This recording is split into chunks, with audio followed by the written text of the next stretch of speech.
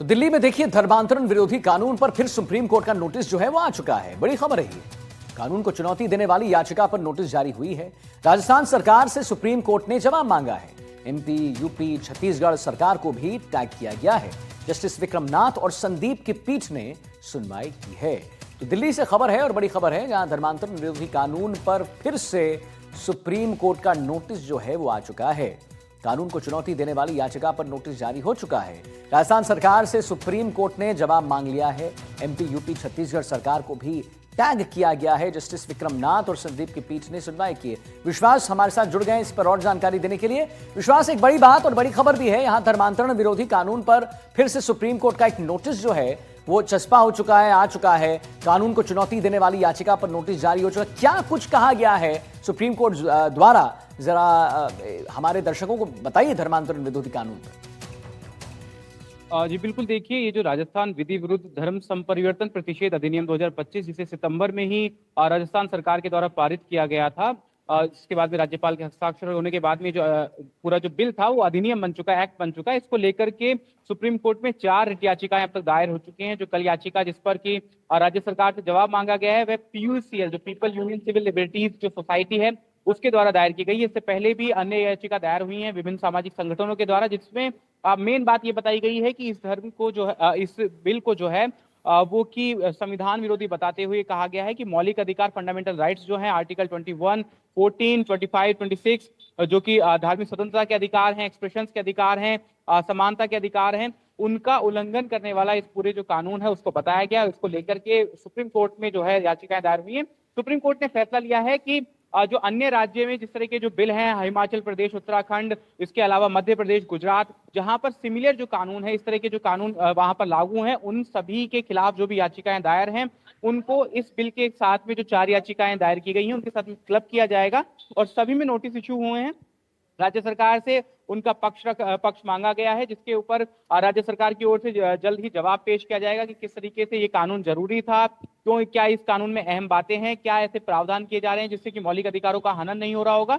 इसको लेकर के जो राज्य सरकारें हैं वे अपना जवाब पेश करेंगी। इसके बाद में सुप्रीम कोर्ट इन सभी जो याचिकाएं हैं, इन सभी याचिकाओं को नेशनल लेवल पर कंबाइन करके एक जो नेशनल लेवल पर सुनवाई इसकी है वो शुरू करेगा और उसके बाद में कोई बड़ा ऑर्डर, कोई बड़ा जजमेंट, इसमें कोई बड़ा डायरेक्शन आ सकता है। फिलहाल जो चौथी रिट याचिका कल दायर हुई है उसको लेकर के राज्य सरकार से जवाब मांगा गया है और लगभग 1 महीने के भीतर राज्य सरकार जिस तरीके से जवाब पेश करेगी उसके बाद में ही इस पूरे मामले में जो सुनवाई है वो आगे हो पाएगी।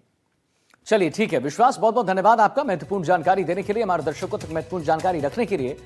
और आइए अब हम आगे बढ़ते हैं। पाली से एक बड़ी खबर आ रही है, उसके बारे में जरा हम आपको बताएं। एक और बीएलओ की तबीयत जो है बिगड़ गई है। जी हाँ, देसूरी में कार्यरत बीएलओ की तबीयत बिगड़ी है, खराब हुई है। काम का प्रेशर बनाए जाने पर तबीयत बिगड़ी है, ये इस बात की आशंका लगाई जा रही है। तनाव बढ़ने के बाद बीपी बढ़ा है, तबीयत बिगड़ी है। बीएलओ पोकरलाल को देसूरी अस्पताल में भर्ती करवा दिया गया। देखिए आपको तस्वीर हम दिखा रहे हैं। बीएलओ को प्रिंसिपल ने नहीं बताने दी परेशानी, तो प्रिंसिपल पर आंख दिखाकर मुंह बंद करवाने का आरोप है। सुमेर गांव में एसआईआर का काम कर रहे बीएलओ सुमेर विद्यालय में शिक्षक के रूप में कार्यरत हैं और एक और बीएलओ की तबीयत बिगड़ गई। ये देखिए तस्वीर, देखिए जरा। देसूरी में कार्यरत बीएलओ की तबीयत खराब हुई, एक बीएलओ की जान जा चुकी है। अब काम का प्रेशर बनाए जाने से तबीयत बिगड़ी है, इसी बात की आशंका लगाई जा रही है। तनाव बढ़ने के बाद बीपी बढ़ा, तबीयत बिगड़ने लगी, फीवर आया, चक्कर आए। बीएलओ पोकरलाल को देसूरी अस्पताल में भर्ती करवा दिया गया है। बीएलओ को प्रिंसिपल ने नहीं बताने दी अपनी बात।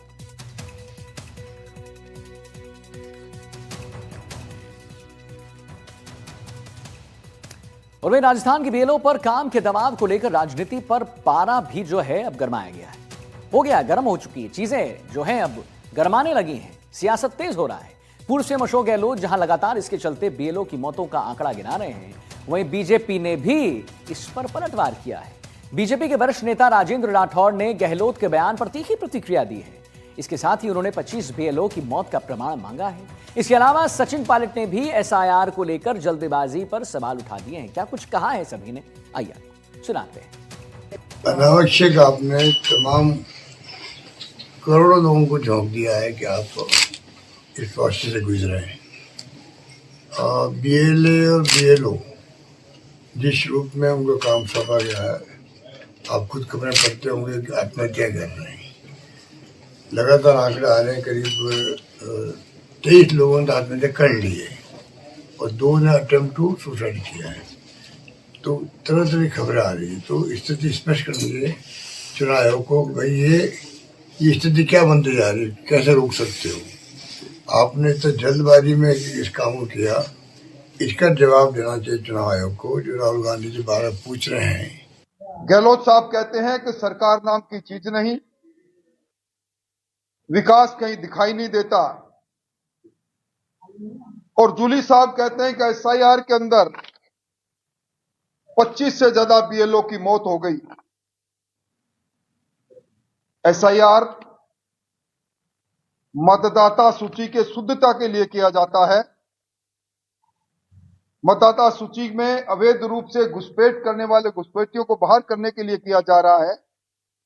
कौन से 25 बीएलओ की मौत हो गई, अगर उनके पास कोई सूची है तो निश्चित तौर पर उनको जारी करनी चाहिए। एसआईआर देश में कई बार हुआ है, लेकिन पहले कब एसआईआर होता था ना चर्चा होती थी, ना मन में आशंका लोगों की थी। लेकिन पहली बार, क्योंकि निर्वाचन आयोग का जो रवैया रहा है, जो उनके एक्शंस रहे हैं, उसको देखकर लोगों के जहन में बहुत बड़ी चिंता है, क्योंकि बिहार में लाखों लोगों के नाम काटे गए और अभी भी जो अभियान चल रहा है बहुत कम समय लोगों को दिया गया है।